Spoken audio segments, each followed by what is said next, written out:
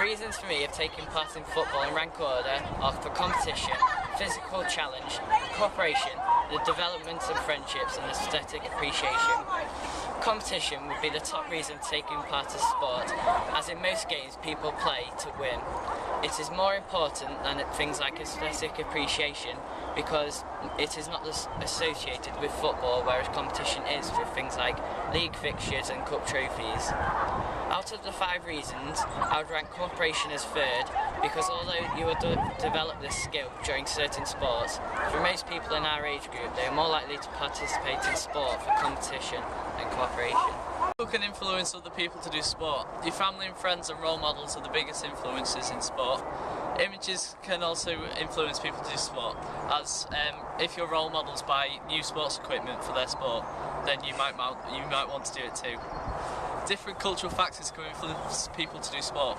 If you were an elder person, you would generally do a less energetic sport, like bowls, instead of football. Where you live can also influence what sports you do.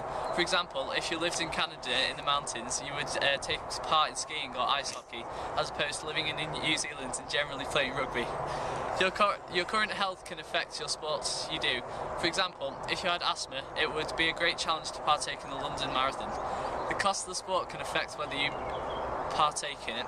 For example, horse riding can be really expensive paying for all the equipment, whereas bowls wouldn't be.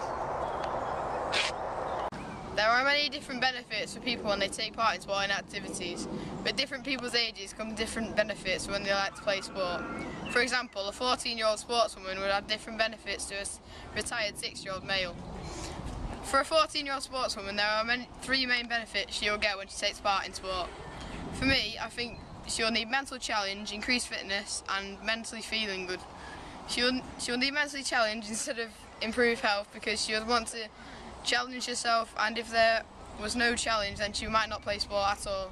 I'm sure her health and fitness would be good as she's a sport billy girl.